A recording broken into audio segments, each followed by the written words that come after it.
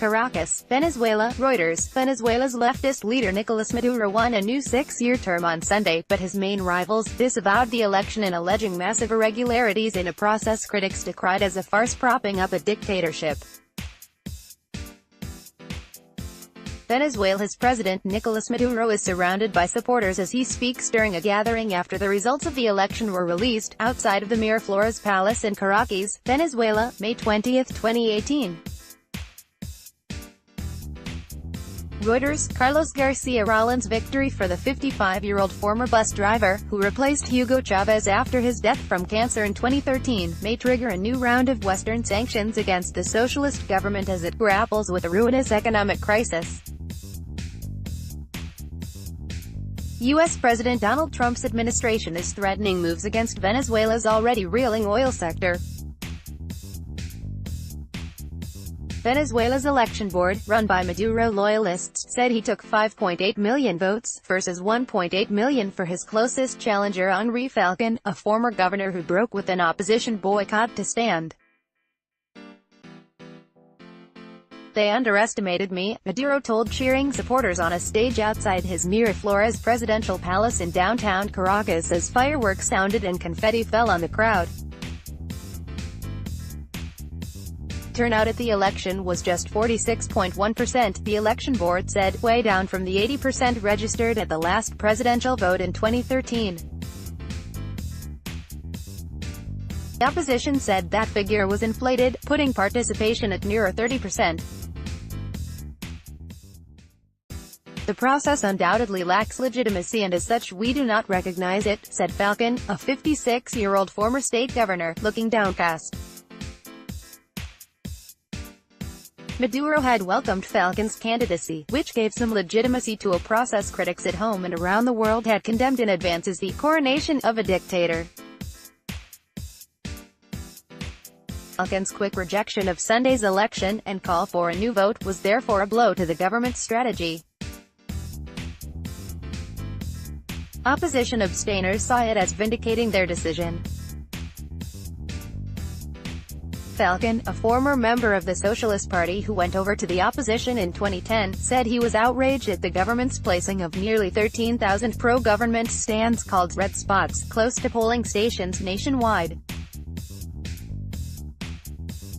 Mainly poor Venezuelans were asked to scan state-issued fatherland cards at red tents after voting in hope of receiving a prize, promised by Maduro, which opponents said was akin to vote buying.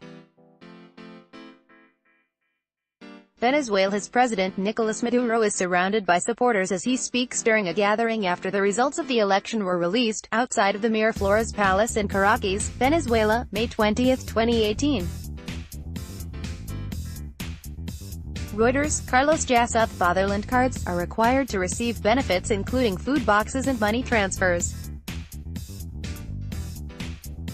A third presidential candidate, evangelical pastor Javier Bertucci, followed Falcon in slamming irregularities during Sunday's vote and calling for a new election. Despite his unpopularity over a national economic meltdown, Maduro benefited on Sunday not just from the opposition boycott but also from a ban on his two most popular rivals and the liberal use of state resources in his campaign. Fighting imperialism, Maduro, the self-described son of former President Hugo Chavez, says he is battling an imperialist plot to crush socialism and take over Venezuela's oil. Opponents say he has destroyed a once wealthy economy and ruthlessly crushed dissent. In many polling stations visited by Reuters reporters, from wealthy East Caracas to the Andean mountains near Colombia, attendance appeared thin. There were lines, however, at poorer government strongholds, where the majority of voters interviewed said they were backing Maduro.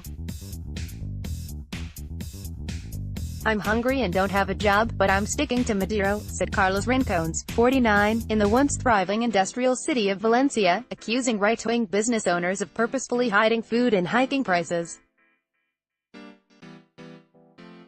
Slideshow. 31 images. Many Venezuelans are disillusioned and angry over the election. They criticize Maduro for economic hardships and the opposition for its dysfunctional splits. reeling from a fifth year of recession, falling oil production and U.S. sanctions. Venezuela is seeing growing levels of malnutrition and hyperinflation, and mass emigration.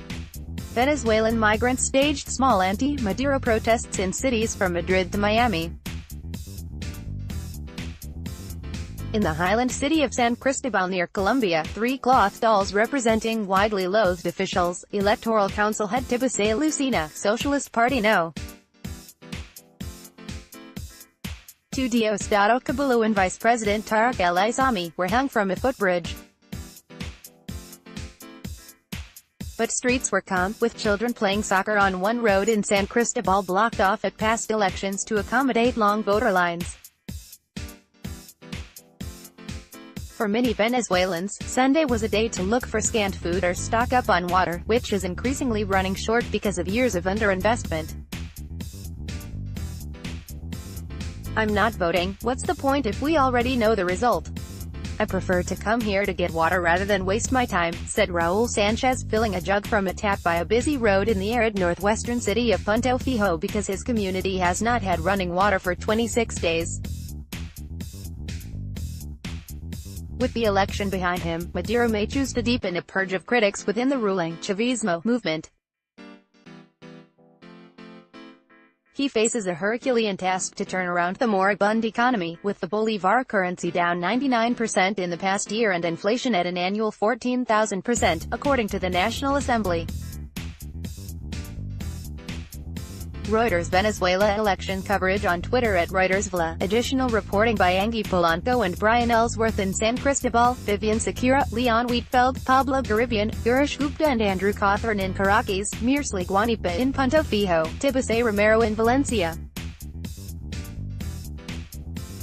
Francisco Aguilar in Barinas, Corina Pons in Barquisimeto, Maria Ramirez in Ciudad Guayana, Isaac Arusha in Maracaibo, and Caroline Stauffer and Hugh Bronstein in Buenos Aires. Writing by Alexandra Ulmer and Andrew Cawthorn. Editing by Michael Perry. Your Standards. The Thomson Reuters Trust Principles.